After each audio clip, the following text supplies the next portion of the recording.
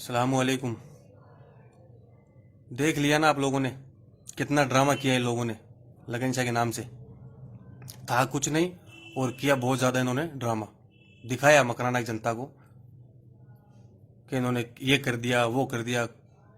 जो किया है वो सबको पता है और उन्होंने अपनी गलती उन्होंने अपनी मानी है और माफ़ी भी मांगी है।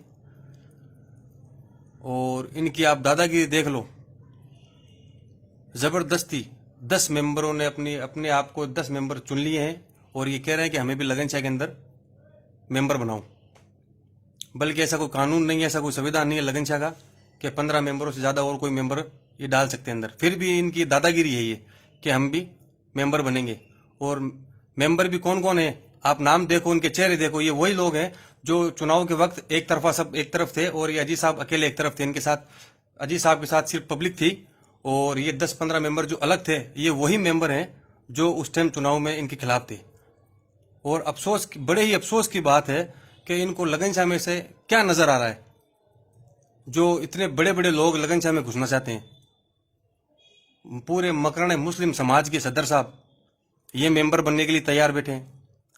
मकराना के 2 सबसे बड़े उद्योगपति सेठ रमजान जी और अपने सिकंदर जी गौड़ ये मेंबर बनने के लिए तैयार हैं। व्यापार मंडल संघ मरमल व्यापार मंडल के अध्यक्ष राजू जी भाई साहब वो तैयार बैठे हमें भी मेंबर बनाओ। और खुर्शीद जी कालू जी वाले वो भी तैयार बैठे हैं। इनके नाम देखो कितने बड़े बड़े लोग हैं ये जो इस संस्था में घुसना चाहते हैं। ऐसा क्या नजर आ रहा है इनको यहाँ? कुछ कहीं इतनी बड़ी कोई खास तौर से गलती नहीं हुई है। जो हुई है सबको पता है क्या गलती है। उन्होंने अपनी माफी भी मांग ली है और माफी मांगने वाला बहुत बड़ा होता है और माफ करने वाला भी बहुत बड़ा होता है। इनको किसने अधिकार दिया कि ये हम भी मतलब इनको हमें भी लगन शाह के अंदर मेंबर बनाओ? कोई चुनाव किया इन्होंने? जब चुनाव किया था तो पूरी पब्लिक ने इनको जवाब दिया है चुनाव से कि आप में से कोई भी व्यक्ति लायक नहीं है लगन शाह में मेंबर बनने के लिए। फिर भी इनके दादागिरी देखो दोबारा आके और हमला कर रहे हैं इसी लगन शाह कमेटी पे। और दादागिरी इनकी देखो जब जा रहे लगन शाह में कागजात। अभी एक कल परसों की बात है सुनने में आया कि वहां के कागजात ही उठा के ले गई है। ना वहां के सदर से पूछा ना वहां के सचिव से पूछा, किसी से कुछ नहीं पूछा और कागजात उठा के लेके चले गए। ये इनकी दादागिरी है, माफियागिरी चला रखी है मकराने में इन लोगों ने।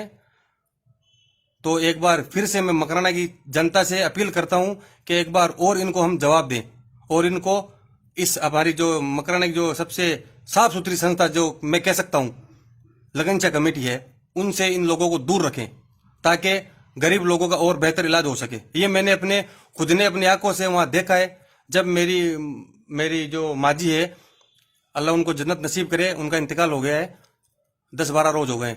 जब मेरी माता जी का कभी कोई परेशानी होती थी तो मैं उनको जयपुर लेके जाता था।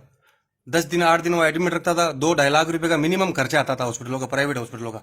अभी जब मैंने जिंदगी में पहली बार लगन शाह में एडमिट करवाया था, अजीज साहब ने कहा एक बार यहाँ एडमिट करवाओ, आप देखो यहाँ इलाज बेहतर हो रहा है नहीं और आपको भी पता चले। तो मैंने एडमिट भी करवाया मम्मी को और 8 दिन के लिए वहां मैंने एडमिट रखा। 8 दिन का मेरे 25 से 30 हजार रुपए का खर्चा आया। मेरी माता जी एकदम स्वस्थ होकर घर पे लौटी है। इसलिए मुझे ये शांति है आज कि मकराना के अंदर बेहतर इलाज हो रहा है लगन शाह में।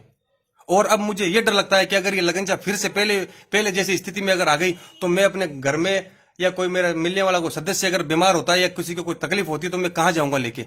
फिर बात वही आती है कि बाहर जाना पड़ेगा, भागना पड़ेगा और पैसे की महामारी बहुत ज्यादा है। और आपको पता ही माहौल कैसा चल रहा है मकराने में। इसलिए हाथ जोड़ के मेरा निवेदन है इन लोगों को एक बार आप फिर से एक बार और इनको जवाब दीजिए और इनकी गंदी सोच को लगन शाह से दूर करना है हम सबको मिलके एक बार फिर से। और ये बार बार हिसाब मांगने वाले होते कौन है? जब 2-3 महीने में ये अपने 4-5 महीने हो गए, 2-3 दफा इन्होंने हिसाब भी दे दिया है, फिर भी बार बार हिसाब मांगते हैं। चलो ठीक है एक बार और हिसाब दे देंगे इनको। ये अजी साहब है जो भी कमेटी है लगन शाह की हिसाब दे देंगे। आज तक मैंने कभी अंजुमन का हिसाब नहीं सुना। ये लोग वहां नहीं जाते हैं क्योंकि ये इसलिए वहां नहीं जाते क्योंकि इन्हीं का ग्रुप वहां बैठा हुआ है अंजुमन के अंदर। इनको बताओ कि भाई अंजुमन के अंदर कितनी प्रॉपर्टी है, पब्लिक को पता चले। महीने का या साल का कितना किराया अंजुमन में आता है, कितना डोनेशन आता है, कितना चंदा आता है, कितना लोग वहां पैसे दान देते हैं, उनका कभी आज तक किसी ने हिसाब दिया है? और रही बात अगर संभालने की तो वो जाके कब्रिस्तान देखो, आपका अपना ही कब्रिस्तान है। वो कब्रिस्तान कम और बताऊं क्या बोलूं मैं, क्या लगता है वो मैंने अभी अपनी आंखों से देखा है, जब मेरी मम्मी जी का इंतकाल हुआ है तो मैं वहां रोजाना जाता हूँ, सुबह शाम है, तो वहां अपनी आंखों से देखा है, जो शहीद नामे हम जो नाम लिख के हम आयत वगैरह लिखते हैं और वहां जो लगाते हैं ना, उनमें कुत्ते टांग ऊपर करके पेशाब कर रहे हैं और जिनावर वहां घूम रहे हैं, उनसे कंधे से अपनी खुजली मिटा रहे हो। गाय सांड जो है कब्रों पे पैर रख के जा रहे हैं। ये हालत है वहां की। अगर इनकी वहां जो मजार जो भी पुराने बुजुर्ग वहां हैं, अगर उनकी बद्दुआ लग गई ना इन लोगों को, तो मैं कह रहा हूं ये सड़ सड़ के मरेंगे ये। इनको कहो सबसे पहले कि वहां पे चार दीवारी कराएं, वहां की बंदिश करवाएं, जो भी है वहां जानवर आने अंदर नहीं आना चाहिए।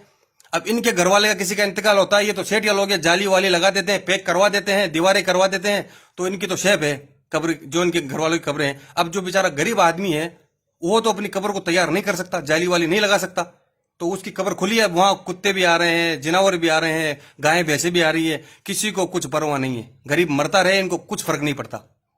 इनको कहो अगर आपको इतनी ही गांव से प्यार है तो सिर्फ लगन शाह में ध्यान क्यों दे रहे हो, वहां कब्रिस्तान में जाओ। यही 10 लोगों को मैं तो ये कहता हूं जो ये मेंबर बनने के लिए खड़े हैं ना कि हमें मेंबर बनाओ, इन्हीं 8-10 लोगों को मैं कहता हूं कि यही मुद्दा आप कब्रिस्तान के लिए उठाओ तो और भी अच्छा लगता। आपसे पब्लिक मकराने की मोहब्बत करती कि उन्होंने वाकई आज मुद्दा अच्छा उठाया है कि भाई कब्रिस्तान को हम तैयार करवाएंगे और इसकी चार दीवारी करवाएंगे।